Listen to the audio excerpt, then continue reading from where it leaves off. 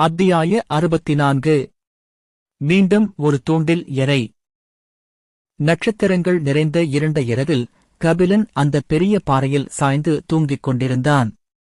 பியாவும் ஒரு பாறையின் உச்சியில் அமர்ந்து கொண்டு சுற்றுப்புறத்தை விழிப்புடன் பார்த்துக் கொண்டிருந்தார்.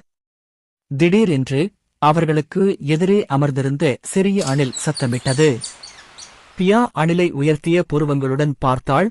அது மெதுவாக கபிலனை நோக்கி நடக்கத் தொடங்கியது. அணில் ஏதாவது விசித்திரமாக நடந்தால் அதைக் கொல்ல அவள் தயாராக இருந்தாள்.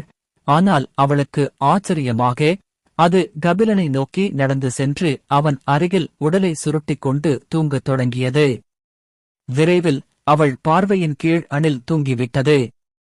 பியா பெருமூச்சு விட்டுவிட்டு வேறு பக்கம் பார்த்தாள். மறுநாள் அதிகாலையில் கபிலன் நிம்மதியாக தூங்கிக் கொண்டிருந்தான். இரவு முழுவதும் விழித்திருந்த பிறகு பியாவும் கண்களை மூடிக்கொண்டது போல் தோன்றியது. இருவரும் கண்களை மூடியிருக்கும்போது கபிலனின் அருகில் படுத்திருந்த சிறிய அணில் கண்களைத் திறந்தது. அந்த சிறிய அணில் வாயிலிருந்து எச்சில் சொட்ட மெதுவாக அவன் கபிலனை நோக்கி ஊர்ந்து செல்லத் தொடங்கியது. அணில் தனது வாயை அகலமாகத் திறந்து வரிசையாக கூர்மையான பற்களைக் காட்டியது. கபிலன் திடீரென விழித்தெழுவதற்குள் அது கபிலனின் முழு கையையும் ஒரே மூச்சில் கடிக்கவிருந்தது. கபிலன் விழித்திருப்பதைக் கண்ட அணில் பற்களை விலக்கி அவசரமாக கண்களை மூடியது. இதற்கிடையில் கபிலன் கண்களை தேய்த்துக் கொண்டு அவன் முன்னால் பார்த்தான். பியா கண்களை மூடிக்கொண்டு ஒரு கல்லின் மேல் அமர்ந்திருந்தாள். அவள் தூங்கவில்லை என்பதை அவனால் உணர முடிந்தது. அது என்ன? திடீரென்று ஏதோ காரணத்தினால் எனக்கு குளிர் வந்தது. கபிலன் எழுந்து நின்று தன்னைச் சுற்றியுள்ள இடத்தை பார்த்தான். யாவையும் நேற்று இரவு அவன் பார்த்த சிறிய அணிலையும் தவிர வேறு யாரும் இல்லை. விசித்திரமா? எனக்கு ஏதோ தவறு இருப்பது போல் நிச்சயமாக தோன்றியது. அது என் கற்பனையா? அவன் பியாவை தூக்கி தன் தலையின் மேல் வைத்தான். நாம் இந்த இடத்தை விட்டு வெளியேறுவது நல்லது. அவன் நடந்து செல்லத் தயாராக இருந்தபோது கபிலன் பின்னால் இருந்து ஒரு சிறிய சத்தம் கேட்டது. அவன் திரும்பி அணிலை பார்த்தான். அது பெரிய கண்களால் தன்னை பார்த்துக் கொண்டிருந்தது. கபிலன் வெளியேறுவதைக் கண்டதும் அணிலின் கண்களுக்குள் கண்ணீர் பெருகியது. கைவிடப்பட்ட குழந்தை தன் தாயைப் பார்ப்பது போல. அணிலை பார்த்ததும் கபிலன் வாயடைத்துப் போனான். அவன் பெருமூச்சு விட்டு அணிலை நோக்கி நடந்து சென்று அதை எடுத்தான். நீ ஏன் இவ்வளவு கனமாக இருக்கிறாய்? கபிலன் அணிலை தன் தோளில் சுமக்கப் போகிறேன் என்று ஆச்சரியத்துடன் கூச்சலிட்டார். ஆனால் பியாவைப் போலல்லாமல் முஷ்டி அளவிலான அணில் மிகவும் கனமாக இருந்தது. அணிலை கீழே வைத்துவிட்டு அது சுமந்து செல்ல மிகவும் கனமாக இருந்ததால் அதை பின்னால் பின்தொடரச் சொன்னான். கபிலனின் வார்த்தைகளை புரிந்து கொண்டது போல் நிம்மதியான முகபாவத்துடன் அணில் தலையசைத்தது. அது தனது வார்த்தைகளை புரிந்து கொள்வதைக் கண்டு கபிலன் கொஞ்சம் ஆச்சரியப்பட்டார்.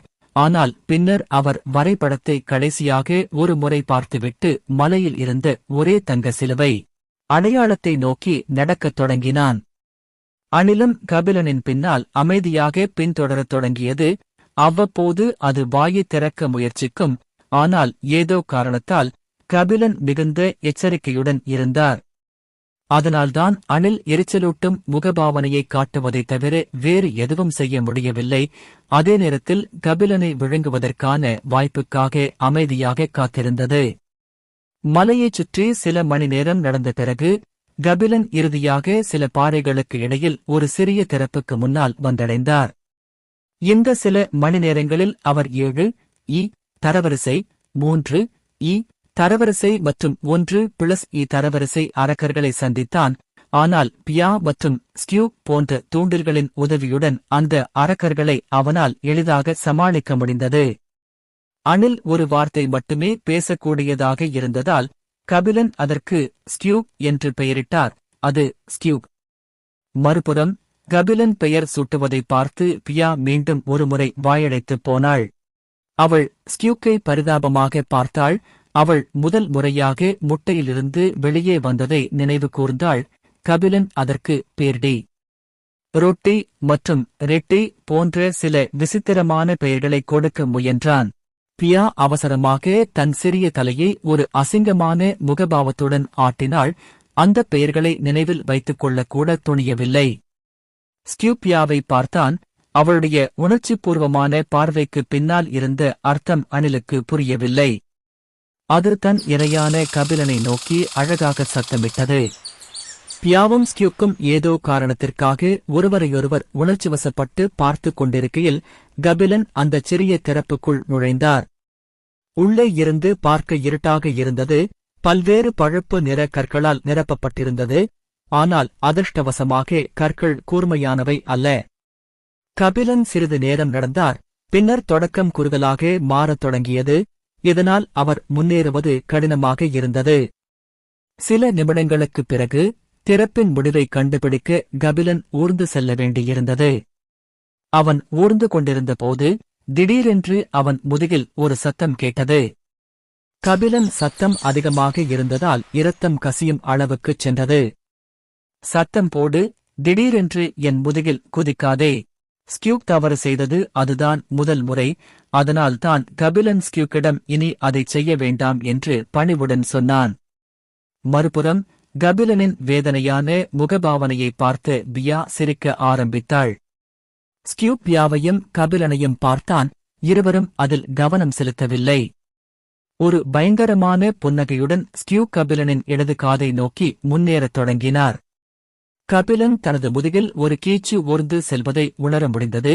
ஆனால் அவர் தனது மனதிற்குள் பியாவுடன் சண்டையிடுவதில் மும்முரமாக இருந்ததால் அதன் அசைவுகளில் கவனம் செலுத்துவதை நிறுத்தினார். ஸ்கியூக் கபிலனின் காதை அடைந்ததும் அது மகிழ்ச்சியுடன் வாயைத் திறந்தது. கபிலன் திடீரென்று பேசுவதற்குள் வரிசையாக கூர்மையான பற்கள் அவன் காதை முழுவதுமாக கடித்துவிடும் போலிருந்தன. இதனால் அவன் பயந்து திரும்பிச் சத்தம் கேட்டது.